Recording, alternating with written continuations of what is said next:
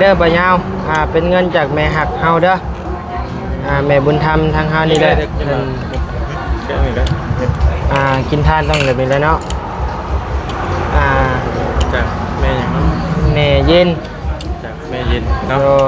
ครับทั้งบรรยากาศขอบคุณทั้งแม่เย็นในนายเด้อเนาะที่กล้าดอกที่กล้ากูมันเด่นแล้วเด่นขึ้นงามเนาะทำกับที่กล้าใช้งานที่ดีดิจากสี่โตตรงแล้วมาแล้วบ่เนาะสี่ห้ามันเป็นพ่อพายอยู่4 5 7เด้อพี่น้องเด้อกับ7 5 4ว่านะครูเพิ่นสลับเป็นอาจจะถือและพี่น้องน้องมา7 4 5ทาง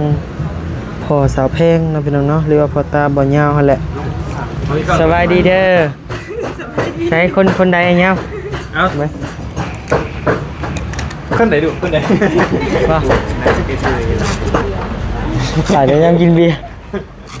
มีแฟนหรือว่าอะไรว่าโสดคนนี้ได้สักมีจีบได้วะมีดปาดมือเราตายเลยเฮาดีเนาะป่ะ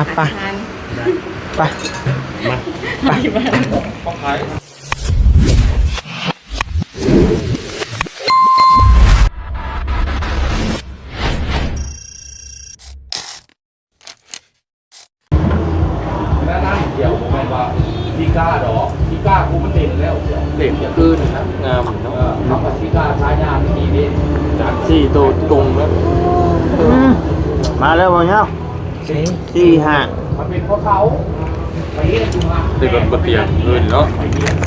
แบบคือแบบความสายเลขนี่ยังจ้องรถบ่มือมันชุกจังมันไปชื่อแล้วบ่บุญนะบ่บุญนั่นป่าแล้วบอกเพราะว่าแปดเด้อเหรอซื้อบอก10,000เอาตัวเดียวเลยเหมือนว่าซื้อขอกำลังปะเมื่อคืนนี่แปดเรียบร้อยดิเพราะว่าแต่ว่าคือไอ้นี่รถเลข8นั่น78นั่นก็ไม่ใช่ดีกว่า4โตจ้องเมืองเลขบ่นี่มาแล้ว4-5พี่น้องเอ้ย4-5เด้อรอรุ่นอีกตัวนึงจักเราสิให้ใครแล้วเลยของเจ้าเด้เราให้ไปซื้อเนาะอีกตัวนึงอันนะเอาสิอันจ่ายเพิ่มอีกสบายดีเด้อสบายดีเด้อพี่น้องเอ้ยโดยเอาพี่น้องทักทายสบายดีเด้ออยู่เฮือนดีเด้อพี่น้องเด้อเนาะเฮือนดีพ่อปู่บ่ยาวเนาะพี่น้องเนาะเฮ้ยพ่อตาเนาะพ่อตาบ่ยาวนี่แหละพี่น้องเอ้ยครับก็มาตุ่มมาโฮมกันมาสร้างความอบอุ่นต่อกันเนาะพี่น้องเนาะมื้อนี้ก็เปิดคลิปมาก็เห็นบ่ไล่ได้พี่น้องเอ้ยโปโลมาแต่เซโปนผู้พี่น้องเอ้ยเราก็ได้เดินทางมา3 คน4 คนคือว่าเห็นลุงเหิมมานำบ่ลุงเฮิมแล้วก็ตูนเราบุญบ้านป้าที่แรกว่าสิอันว่าขึ้นถ่ายกับบ้านมันบ่เบิดเลยขี่นำกันไปเลยบัดนี้บ่ขี่นำกันไปเลยจากเราบุญก็นำหลังกับน้ำขี่นำกันนะเราก็ลงมาบ่แม่พี่น้องเลยเนาะ3,000นะสบายดีเด้อพี่น้องสบายดีพี่น้องเลยเนาะหลังจากเดินทางมาแต่ฝั่งไทยพี่น้องเลยพักพื้นก่อนบัดนี้ก็ได้ไทยบ่แม่คือหัวเลข4เลยว่าดอก5451นะว่ะ1บ่เจ้าว่าหัวเนี่ยคือหัวเลข4มาอีกนะ4แมวเด้แต่ว่าเพิ่นเฮ็ดได้จังได๋เนาะแบบนี้เนาะ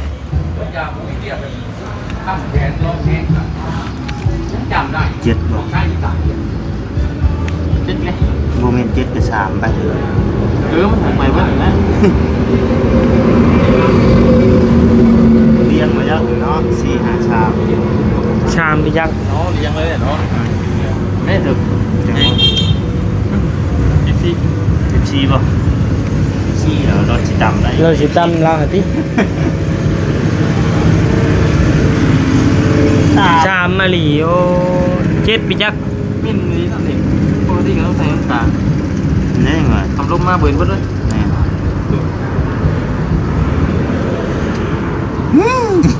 จ้องคักแท้อันนี้เนาะ เจ็ดบ่แม่นเจ็ดสาม เจ็ดไอ้ สาม เจ็ด สาม สาม สามเรียงไหม มาดอก สี่ สาม สามบ่เรียง เอ้า เจ็ดใด เจ็ดเจ็ด เจ็ดบ่ เจ็ดเนาะ เจ็ดเจ็ดเจ็ด สี่ห้าเจ็ด เจ็ดเป็นยัง เด็กเนี่ย หลบเป็นยังเขาโอ้เนาะเสือสุรินทร์บ้านเรา แต่ว่าบ่ไล่ยังบ่ทันได้เด้เนาะเออ สองตัววันมาเสียเมียเว้ย ใส่เองซ้ำติ เด็กก็สี่ห้าเจ็ดครับอยู่ครับอยู่งามอยู่ สี่ห้าเจ็ดเด้อพี่น้องเด้อ ซื้อกับกับเจ็ดหาสี่ ว่านะครูเพิ่นสลับเป็นอาจจะถือชื่อเฮานี่แล้ว เจ็ดสี่ห้าห้าเจ็ดสี่ มันออกมาดีจะไม่เดาเลย สี่ห้าเจ็ด ว่าสิลองมึงโยเลข3ตัวเราให้โชคเลย ก็หลดบ่เตียงหันออกค่ะ งามอยู่งามอยู่ เออ ไปก็สี่ตัวจริงหรือเปล่า แม่นล่ะ 7 8 บอกมันออกเจ็ดเป็นเจ็ดแต่วันนู้นแล้วนะ แปดเจ็ดเจ็ด เป็นเจ็ด แต่ชื่อเนี่ยได้กระถือนะ แต่ว่าหอยกับโปรกับกับโปรถือกันเลย บ่ นะ ต้องได้กลับอีกวะ แม่น ถึงแปดตัวเดียวก็บ่ได้บ่ ไล่สองตัว อ่า ไล่ถ้าว่ามึงเถื่อเขาไปซื้อสี่ตัวทีนะ เออ ไปซื้อสี่ตัวถ้าว่าซื้อสองตัวเป็นแปดนั่นก็ถือว่า ซื้อสองตัวเป็น80,000นี่ก็ได้ติเนาะ แม่นได้ถ้าไปซื้อจิตเจ็ดเป็นแปดนี่ก็โปรถือ เนาะ สี่ตัวเลยตัวตามันบัดเป็นแปดเจ็ดเลย อืม รับกันนะ พี่น้องเอ้ยเมื่อคืนนี่บ่นี้ก็มากินทานแล้วพี่น้องเอ้ยเนาะมากินทานกับทางพ่อสาวแพงเนาะพี่น้องเนาะหรือว่าพ่อตาบ่ยาวหั่นแหละ ลงที่ผักสมัย ได้เนาะ ได้แล้ว ก่อนหลายเถื่อน โอ้ ก่อนนะเพื่อนเถื่อน เงือกแต่ว่าข้างในมันมีหยังมันคือเป็นตัวเลขได้อะนะ เอ้าเขา ผมเขียนให้ว่า เขียนใส่เรา โอ้เด้ 4 5 7 4 5 7 เด็กเด็กรู้ เด็กนอกไป เด็ก น มัน อก เสีย เขา มันนี่เด็กคนเท่านั้นมันบดาไก่ที่งั้นหูยูมันเสียออกกุ้งนี่ว้าวเลย ไปเอาเต้าติ เต้านี่มักเต้าเลย อ่า ใจมากเลย พี่น้องเอ้ยนอนนอนกินแล้วเอาอยากให้ต่อมายังดิ ย่อแค่ ยัง อย่าแล้วบ่ยอกกะอย่าก ำลังต้มกะปิ ตำบักหุ่งอะคักอยู่ ได้อยู่ได้ ต้อง อยู่ คักอยู่ ต้องครับ ตัดอยู่ ถ้าเขากินน้ำบ่ได้เนาะโอ้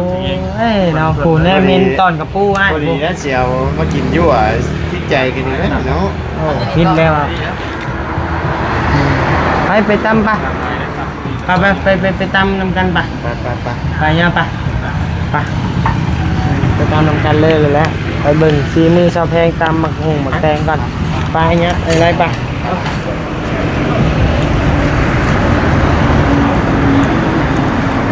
ขึ้นมา ลงมาดอก พายุมันเย็นมื้อนี่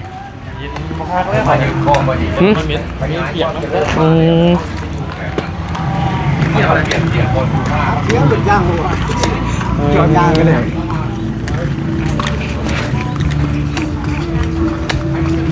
ไอ้ย่าวนั่นตำอย่างแซ่บบ่ เขี่ยใหม่น่าเป็นยังไง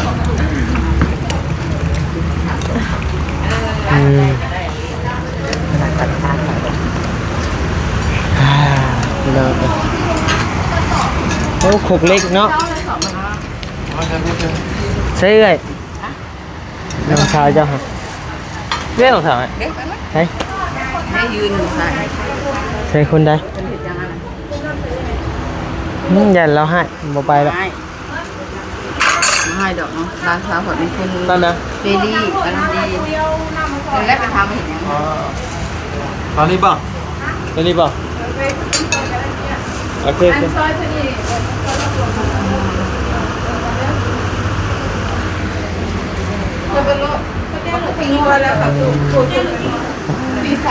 โคกเล็กเนาะตามมึกต้องบ่เลยตามมังหุง ต้องนะ ต้องก็แซ่บมีตอนกระปูบ่ใช่เบิ่งประเด็ดต้องโอ้โหพี่น้องเอ้ยคักสุดนี่นะ รถคันไหนรถคันไหนหนู ตอนกระปูไว้ มันไม่ได้ผ้าบ่เราเมื่อหรอบ่ เอามาจะใช้ใช้ จังไง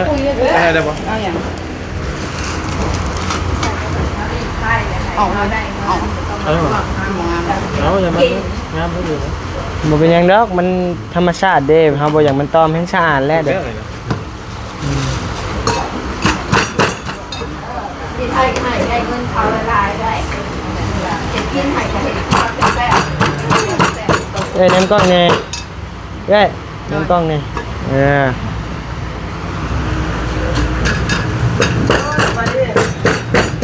ใส่เบิ่งไปหาอันสบายดีเด้อใช้คนใดเงี้ย เอา ไหม ขึ้นไหนดูขึ้นไหน ว่า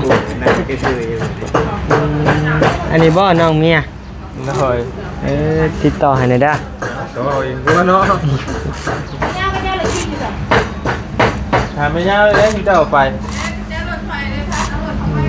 ไม่เอาไปเอาเว้นบ่ แพทย์กระจายเลยแพทย์ นี่แพทย์เอาไปเขาถามคนนึงเอาไปข่อยก็ไม่ได้ลื่นเขาเลย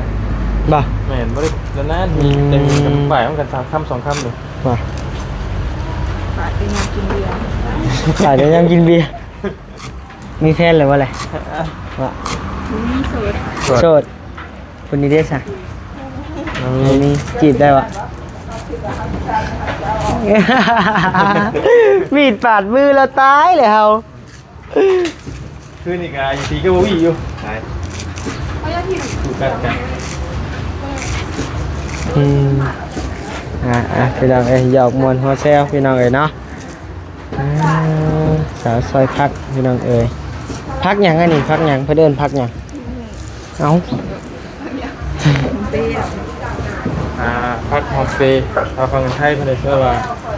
ต้นกระเซ็นเลยสิไปเรื่อย ใบเลื่อย ซี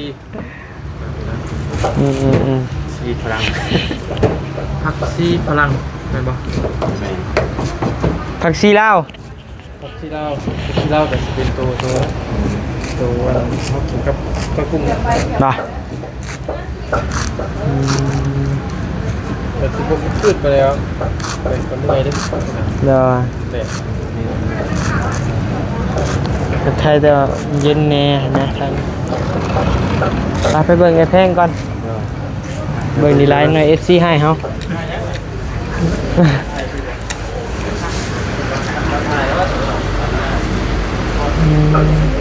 เส้นนี้ขี้เหนียวเส้นนี้ละ เล่นแล้ว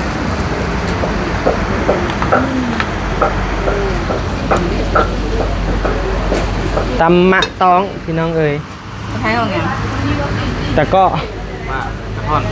ตะก้อก ระท่อนวะ กระท้อนตะกอก ไม่เตะแล้วนะ ไม่ตีแล้ว เล่นหกเสือเต้นี่ มุกมุก พูดอยู่แต่ว่าก็หยอกอยู่ตัวนี้ กระท้อนนี่เบียดเลย ทางนี้แม่ขั้วเนาะทางนี้เนาะอันอียังอันนี้กระเปียกบ่ แม่ต้มน้อยแต่ โอ้หมอใหญ่เลยพี่น้องเอ้ย คาราเม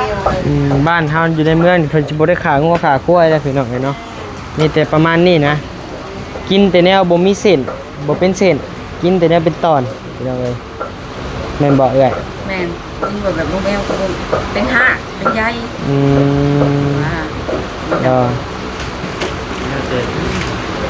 บ่ได้ เขาซื้อแบบนี้ก็ซื้อ แบบนี้ บ้านแถวนี้แบบนี้ งอกกับบ่ให้เป็น แม่ เอาเป็นเสร็จเป็นสาย งอกเด้นายอย่างนายแนวอยู่ต่างกัน เบาข้างกล้องชื่อเนี่ยสิอย่ามายันในเข่าตายแล้ววะ ซื้อยักษ์กระยายันเข่าตาย หมดตายแล้วอยากขยายอยากไม่ได้ตาย คนกินก็ตายได้แล้ว สิใจเขาจะตายเลยเขาโทรมาแล้ว เอาไหม โอ้ยสบายดีประตูน มาแม่ มาแม่ ใช้เห็ดยัง สบายดีมาได้ไหนเนาะ เบิกไปเด็กต้อง โอ้โดยมาได้ไหนเนาะ ไม่แพ้เอาไปซื้อหน่อไม้ ว่าจะตอบข้าวแล้วข้าวไปใส่แต่เป็นอะไรเห็นผลดีบ่ อันน่ะฉีดเขามันสิบ่ตายบ่อยากขยาย จังว่าจังบ่ตายของบริษัทเขามีหาประกัน โอ้คันสมมุติว่าตายได้ซะ ถ้าตายเนี่ยก็มันก็ มันก็สิได้ยอดใหม่แล้วเนาะ มันแม่นยอดไม้กับมัน เนี่ย ได้ มันก็บ่ได้ขึ้นด้วยกันได้เจ้าว่ามั่วทั่วเลย เจ้าเอาดีๆได้เจ้าเป็นเชี่ยวขายนะ บ่เจ๊งได้ก็เฮ็ด จังใดก็บ่ตายจังใดก็บ่ ประ ตาย จานเจ้าได้อ่า จังใดก็บ่ตายจังใดก็บ่ตายทั้งบริษัท เจ้า เขา เฮ็ด หาประกั คั น กๆเลยข่อยถ่ายคลิปอยู่ได้นี่ เจ้าโฆษณาดีๆได้ ว่าเด้อเกิด เอ้า ว่าเด้อ ว่าสิโทรไปถามหมู่ใช่แบบใดวะเฮาซื้อคือกันนะ เฮากันชื่อกันแล้วพัด เจ้าชื่อแบบไหน บ่ตัวทุนติ ก็ใช่อย่างนั้น อ๋อครับมันจะมีบ่วงมันน่ะเด้มันมีบ่วงใช่ย่างนะบ่วง มีแต่กี่ชีนะเก็บพวก โอ้ก็เต็มบ่วงกันแล้วใส่เต็มบ่วงเลยบ่ประตูนเนี่ยโอ้หลายอยู่ได้มันก็แล้วแต่เจ้าสีดหน่อยลายนะเจ้าสีดไอ้รวบไปก็อยู่ทางนึงก็ได้ลายให้อยู่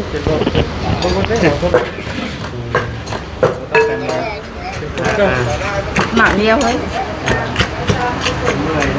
ผักนี่เนาะมีผักกระแยงบ่โอ้ยหาอยากได้เลย เอาเนาะ เพื่อนมากินแต่ว่าเพิ่นบ่กิน เป็นยัง กินบ่หลายก็ยาก ยัง บ่อยากกินมาก เ เดียวเลยว่า โอ้โห ต้นของน้ำโดนนั่นแหละ โดย เดี๋ยวหมูว่าหมูว่าของคือยันหมูขา อ๋อ โอนปากคุณเจ้าหาสมควร แนวป่าดูสิเพื่อนเป็นกับป่าร้ายแท้ คือนี่แหละ ไข่น้ำ อะไรกันได้ ๆกลางแปลงเลยบ่นางข้างแปลงบ่ เรื่อยยี่ใดรอได้เพราะว่ามันบอกแต่ก็คล้ายๆว่าเขาประทัดมันประทัดเนี่ย โดย อยากได้ของ กระปุ้นหน่อยกระปุ้นหน่อย นี่กับมือกับมือ เอากระปุ้นไปแดกในจักตอนนี่ตัวน้อย รอเลย ผมกินได้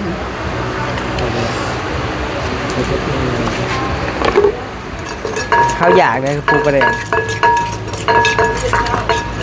ชิมหน่อยหนึงพี่น้องเลยบ่กินหลายดอก อย่าล้ำก่อน เม็ดยามมันบ่ได้กินเลย ทำลายแตกซิมบ่ลายมาซิมได้แหละ เบิ่งเอาชิมก่อนจ้ะเคยในมันเนี่ยเผ็ดไปจังเนาะ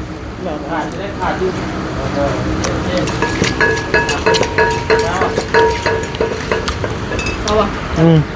ซิมอะไร กันแรงเหรอวะฉีดยาขยายก่อนเหรอวะจะไปตอนนี้จะเมื่อ อยู่น้ำหมูเป็นยังไง โอ้น่ากินเสียเอาไปครับ แซ่บดิ แซ่บๆตอนนี้ นี่เลยเผ็ด ว่าบ่ให้ปานใด กินกันจนบ่อยากพระบ่วง โหแต่กี้เขากินผู้เดียวซ้ำอ่ะยังหมด เอาบ่กับกู เอาไว้บ่ เรียบร้อยเลยจะมาหล่นตามบ่ นาทีก็ใส่มะเขือหน่อยนึง เงือกใส่กันเด้อ เดี๋ยวว่า มะเขือกับพริษเนาะ โอ้แซ่บเลยตัดก่อน โอเคบอ ฮะ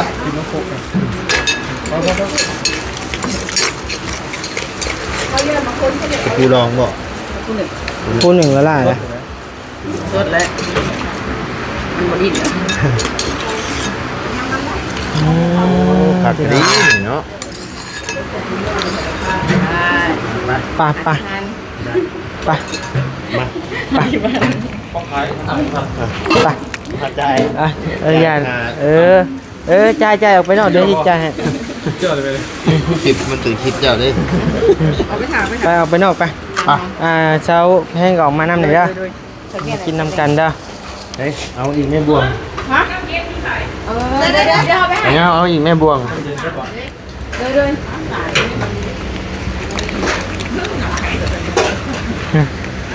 โอ้นางเห็นไก่บ่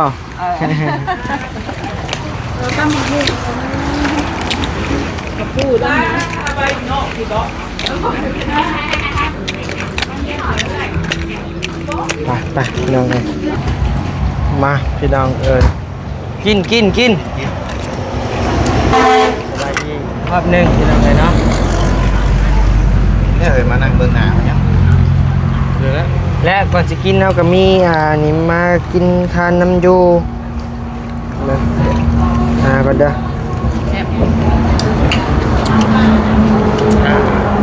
และเด้อบะยาวเป็นเงินจากแม่หักเฮาเด้อแม่บุญธรรมทางเฮานี่เด้อ แค่นี้แล้ว กินทานต้องแบบนี้แล้วเนาะจากแม่อย่างนั้น แม่เย็น จากแม่เย็น โด เนาะ ย ครับทางบรรยากาศขอบคุณท่านแม่เย็นหลายเด้อเนาะที่ร่วมทำบุญทานนำทางพอเนี่ยครับวันนี้จากไปแล้วในนามอายุว่า12 ปีเนาะจากไปเมื่อวานนี้พี่น้องเลยขอบคุณทั้งแม่เย็นหลายเด้อขอให้แม่เย็นอยู่ดีมีแห้งความเจ็บบ่ให้ได้ความไข้บ่ให้มีเด้อแม่เด้อเนาะขอให้สุขภาพร่างกายแข็งแรงเนาะเดินทางไปใส่มาใส่กันให้ตลอดปลอดภัยขอให้ได้บุญได้เด้อแม่เด้อสาธุโดยทานมื้อเช้าได้ข้าวมื้อแดงเด้อแม่เด้อเนาะใจทั้งน้องนิ้วหลายๆเรื่องนิ้วเด้อขอให้ร่างกายเจ้าก็ขอให้กลับมาเท่าไว้คือเก่าแหละเนาะ ย่าไก่ถือ ร่ำไปด้วยแต่ก็สิ่งสำคัญกับสุขภาพเท่านี้แหละมีเงินกับสุขภาพ มีเงินสุขภาพบ่ดีกับบ่ม่วนคือเก่า ยังกับบ่ได้กับเก่าเนาะ คือพอสำเร็จ มีเงินบ่มีเงินแต่ว่ากินยังบ่ได้กับบ่มีความสุขเนาะ กินน้ำกินบ่ได้ แต่ก็ยังดีกว่าให้ยังดีกว่าบ่มีเนาะพี่น้องเอ้ยคำว่าป่วยกับป่วยมีเงินได้หลายนะพี่น้องเพิ่นสิได้มีเงินรักษาเจ้าของคำว่ามีเงินกับแบบเพิ่นว่าบ่มีเงินป่วยเป็นเฮงบ่มีเงินเป็นเฮงสิหนักกว่าเก่านะแม่นอันนี้คำว่าป่วยก็ขอให้มีเงินหลายนะพอได้รักษาเจ้าของนะพี่น้องเนาะ คือพอสำเร็จมีเงิน10 ล้านแต่กินน้ำก็ยังกินบ่ได้ซื้อเดี๋ยวไปไม่ได้เขาจะกินน้ำยังกินบ่ได้ กินต่อ เก็บไว้เลยก็ได้มาอาจารย์ไหนเอาไป แต่ความกันนี่คือทำเจ้าแล้วของแม่ มาพี่น้องเลย เก็บพวกทำบุญน้ำเพิ่นนั่นแหละเสร็จต้นเดือนยังเพื่อนซื้อดีวันนี้กินหลาย บ่กับปูซื้อ กับปูพิษแล้ว ผิดปะ พิษแล้วมันได้เข่าเนื้อเขานัง คนกำลังอยากคนกำลังกินกำลังก็แห้งอยาก ว้าหอนเลย เริ่มเลย เปิดให้หมด ร่มมันมีแต่ว่าเอาน้ำเต็งเนี่ยน้ำเต็งมันต่ำ แม่ ปกติเงินหอยเย้ ไอ้งอเก็บโต๊ะเก็บตังค์เจ้าเก็บอะไรไกลเอาเขาไหม เรียกใหม่เด้อวันนี้เด้อเก็บตัวเก็บตังค์แบบเวียนที่ใหญ่ลำบ้าน บ่ ทำแดงจ้ะ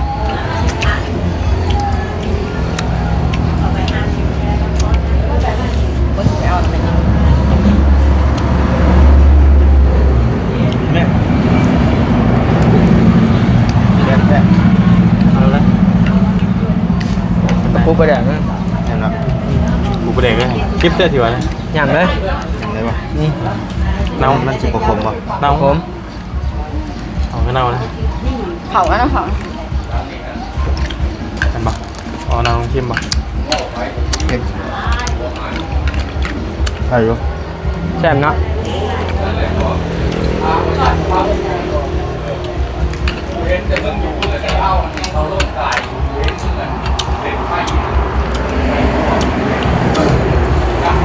นัวเนาะ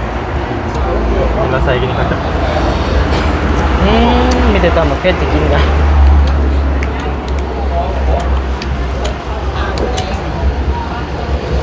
ต้องเขาไม่ต้องใช้เพชรร้ายบ่อยอยู่ แม่น เพราะว่าเป็นใส่ผักกระเทียมอยู่เลย แม่น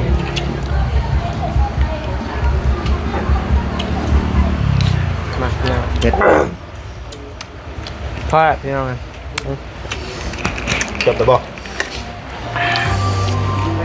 มาเองเด้อใจละ ไปพี่น้องอยู่ดีไม่แห้งเด้อพี่น้องเด้อเดี๋ยวพอกันใหม่ในคลิปหน้าสำหรับพรุ่งนี้ไปก่อนแล้วเด้อสบายดี